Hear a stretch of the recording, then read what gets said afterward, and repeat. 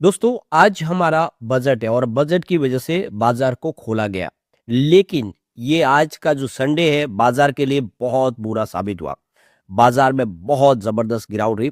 Intraday में 2300 point की भारी गिरावट सेंसेक्स में देखने को मिली। और इसके पीछे वजह है गवर्नमेंट स्टॉक मार्केट के लिए लिए गए जो फैसले, जिसमें एसटीटी चार्ज को बढ़ा दिया है, जिसने पूरा माहौल ही बदल दिया है। तो इस बजट के दौरान क्या-क्या फैसले हुए हैं और इसका बाजार पे क्या नेगेटिव असर होगा, उसको अच्छे से समझेंगे। और इस बार सरकार ने क्या-क्या चीज़ें सस्ती की और कहाँ पे महँगी की है, उन सारी बातों को समझेंगे। और आने वाले समय स्थिति बाजार के लिए क्या बनी, क्योंकि आज तो गोल्ड, सिल्वर भी गिरा इस बजट के बाद और बाजार में तो भारी त्राही-त्राही मची है। सभी स्टॉक लगभग रेड है। ऐसे में क्या संभावना बन रही है? लेकिन फ्रेंड्स, उससे पहले अगर आप पहली बार हमारे चैनल पे आए तो चैनल को सब्सक्राइब कर दीजिए, एक बेल आइकॉन दबा दीजिए ताकि जब भी नया वीडियो बने पहला नोटिफिकेशन आपको मिले। वीडियो पसंद आए तो लाइक से जरूर कीजिए। चलो फ्रेंड्स, वीडियो स्टार्ट करते हैं। मैं हूं आपका दोस्त एस बी दवे और हमारे अपने चैनल ऑनलाइन कमाई में आपका बहुत बहुत स्वागत। सबसे पहले बीएससी सेंसेक्स की बात करें तो 81,364 के स्तर पर है इस समय, जहां पे 1200 पॉइंट यानी 1201 पॉइंट की गिरावट देखने को मिल रही है। तो काफ़ी बड़ी गिरावट इस समय बनी हुई है। निफ्टी 50 की बात की, यहाँ पे 25,013 के स्तर पर है, जहाँ पे 405 पॉइंट की गिरावट यानी 1.60% डाउन है निफ्टी 50। तो यहाँ पे सेंसेक्स के जो 30 इंडेक्स के अंदर देखें तो मात्र आपको 3 इंडेक्स के अंदर ही आप एक तेजी देखने को मिलेगी। बाकी ओवरऑल अगर आप देखें तो 27 जो स्टॉक है वो इस समय रेड में ट्रेड करे, यानी ओवरऑल सभी जगह पे सभी सेक्टर में गिरावट का माहौल बना हुआ है।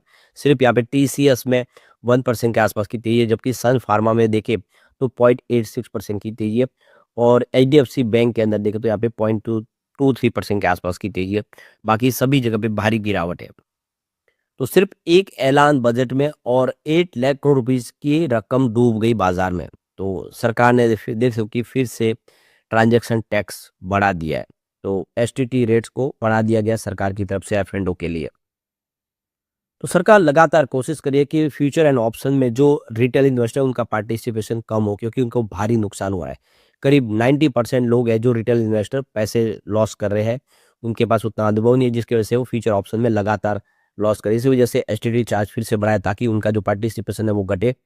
तो इस बार जो ऑप्शन के तहत जो एसटीटी जो चार्ज है 0.1% से बढ़ा के 0.15% कर दिया गया है, जबकि फ्यूचर में देखें तो 0.02% से बढ़ाकर 0.05% कर दिया गया है। तो इस ऐलान के बाद देखें तो बाजार में गिरावट देखने को मिल रही है भारी।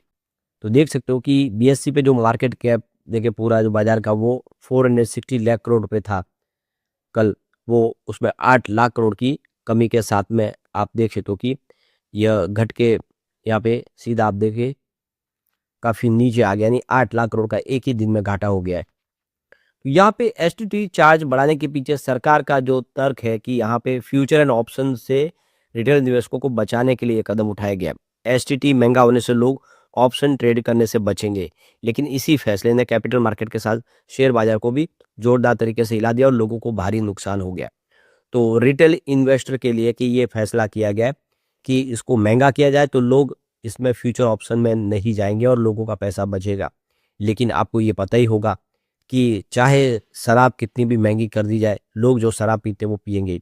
तो जिसको फ्यूचर ऑप्शन में काम करना वो करेगा, चाहे कितना भी महंगा हो। लेकिन इससे बाजार को ओवरऑल नुकसान हुआ है। तो यहाँ पे देखो कि एक ऐलान ने यहाँ पे बाजार को क्रैश किया। करीब 2300 पॉइंट की भारी भरकम इंट्राडे में गिरावट हुई।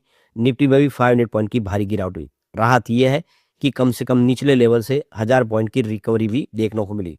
तो मार्केट एक्सपर्ट कह रहे हैं कि भले एसटीडी चार्ज बढ़ाना तो बढ़ाए, लेकिन ये समय सही नहीं था, क्योंकि पहले से ही बाजार दबाव में चला था और उसमें भारी और दबाव देखने को मिला है। तो यहाँ पे बजट की हाईलाइट देख ले तो यहाँ पे इनकम टैक्स स्लैब 2026 में कोई बदलाव नहीं हुआ है। इसके अलावा यहाँ पे नए इनकम टैक्स के जो यहाँ पे जो भी रूल्स है वो 1 अप्रैल 2026 से लागू होंगे। टैक्स पेयर विथ आईटीआर 1 और आईटीआर 2 कंटिन्यू फाइल जो करना है वो 31 जुलाई तक कर सकते हैं। और यहाँ पे टीसीएस जो रेट है उसमें कमी की गई है, रिड्यूस की गई है एजुकेशन और मेडिकल पर्पज़ के लिए। तो आप देखें उसमें चार्जेस कम किए। यहाँ पे इसके अलावा देखें तो फाइनेंस मिनिस्ट्री की तरफ से यहाँ पे जो स्पेसिफाई इनपुट्स है उस पे ड्यूटी फ्री किया गया इन इम्पोर्ट के ऊपर।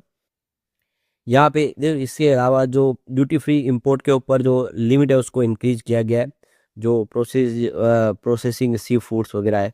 और इसके अलावा यहाँ पे मेडिसिन के ऊपर देख सकते 17 जो मेडिसिन है उसके ऊपर ड्यूटी है उसमें एग्जाम किया गया है, उसकी ड्यूटी कम की गई है। इसके अलावा यहाँ पे अल्टरनेट टैक्स जो है नॉन रेसिडेंट्स के लिए उसके ऊपर भी एग्जाम्शन किया गया है। और इसके अलावा पावर एजुकेशन टू एम्प्लॉयमेंट इस एंटरप्राइज स्टैंडिंग कमेटी बनाने का यहाँ पे फैसला किया गया है। और इसके अलावा 7 हाई स्पीड रेल कॉरिडोर बनाने का ऐलान किया गया है। इसके अलावा फाइनेंस मिनिस्ट्री की तरफ से प्रपोज किया गया है कि यहाँ पे पब्लिक कैपेक्स 12.2 लाख करोड़ तक इंक्रीज करने का फैसला होगा। इसके अलावा यहाँ पे 5 सब पार्ट पे इंटीग्रेटेड प्रोग्राम शुरू किए जाएंगे। और इसके अलावा देखें तो यहाँ पे 20 नई नेशनल वाटरवेज शुरू की जाएगी, ऑपरेशनल में लाई जाएगी आने वाले 5 सालों में। इसके अलावा देखें तो यहाँ पे एक मेगा टेक्सटाइल पार्क भी बनाया जाएगा। तो यहाँ पे 10,000 करोड़ रुपीज़ के यहाँ पे एसएमईज के जो कैंपेन शुरू किए जाएंगे, एसएमईज को प्रमोट किया जाएगा। इसके अलावा एक ग्लोबल बायो फार्मा हब बनाया जाएगा। इसके अलावा देखें तो सेमीकंडक्टर मिशन 2.0 शुरू किया जाएगा। तो कुल मिला के देख सकते कि ऐलान तो काफ़ी सारे सेक्टर के लिए किए गए, कुछ फ़ायदेमंद भी रहे। तो यहाँ पे बजट से क्या क्या सस्ता होने जा रहा है, तो देखो कि कैंसर की 17 दवाएं सस्ती होगी, चमड़े के सामान सस्ते होंगे, मोबाइल फ़ोन और ईवी बैटरी सस्ती होगी, माइक्रोवेव ओवन सस्ता होगा, सोलर पैनल अब सस्ते होंगे। और विदेशी पर्यटन जो पैकेज है उसमें अब देखो कमी आएगी, तो उसको 5.5 से 20% से घटा के 2% कर दिया गया, तो उससे आप देख सकते हो कि पैकेज सस्ते होंगे। और फॉरेन जो एजुकेशन है उसके तहत जो खर्च है उसमें टीडीएस में कमी की गई है। इसके अलावा देखें तो अल्कोहलिक लिकर स्क्रैप को कुछ और मिनरल ड्यूटी पर 5% से घटा के 2% किया गया है। जूते के ऊपरी जो हिस्से का निर्यात है उस पर ड्यूटी फ्री इंपोर्ट की गई है। Energy transition equipment basic custom duty को छूट के दायरे में लाया गया है। सोलर ग्लास इंटीग्रेटेड पर बीसीडी से छूट दी गई है। और महत्वपूर्ण मिनरल के कैपिटल गुड्स पर बीसीडी छूट है। और सिविलियन जो यहाँ पे एयरक्राफ्ट मैन्युफैक्चरिंग कंपोनेंट और पार्ट्स है उस पर भी बीसीडी में छूट दी गई है। इसके अलावा देखें तो यहाँ पे निजी इस्तेमाल के लिए इंपोर्ट पर बीसीडी में 20% से घटा के 10% कर दिया गया है। भारतीय मछुआरों द्वारा भारतीय जल क्षेत्र में पकड़ी मछली पर भी बीसीडी छूट दी गई है। और न्यूक्लियर पावर प्रोजेक्ट के लिए भी इंपोर्ट किए गए सामान पर बीसीडी छूट है। तो काफ़ी सारी छूट दी गई इस बार। यहाँ पे अब महंगा क्या होने जा रहा है, तो सबसे पहले शराब और महंगी होगी। इंडस्ट्रियल सामान खासकर मशीनरी और पार्ट्स की कीमतें बढ़ सकती है। तंबाकू प्रोडक्ट, सिगरेट, पान मसाला और दूसरे तंबाकू के प्रोडक्ट एक्साइज ड्यूटी और हेल्थ सेस में बढ़ोतरी के कारण महंगे होने जा रहे हैं। आयकर की गलत रिपोर्टिंग पर टैक्स अमाउंट के 100% के बराबर पेनल्टी लगेगी। यानी इस बार अगर आप आयकर में कोई गलत जानकारी देते हो तो आपके ऊपर 100% की पेनल्टी लगा दी जाएगी। चल संपत्ति का खुलासा न करने पर भी अब पेनल्टी लगेगी। यानी आपकी जितनी प्रॉपर्टी है उसका अगर आपने छुपा के रखा है तो आपके ज़बरदस्त आपके ऊपर पेनल्टी लगेगी। स्टॉक ऑप्शन और फ्यूचर ऑप्शन पर अब जो 0.02% टैक्स था उसको बढ़ा के 4.05% कर देगा। तो ये सब चीज़ें हैं जो इस बार महंगी हो गई है।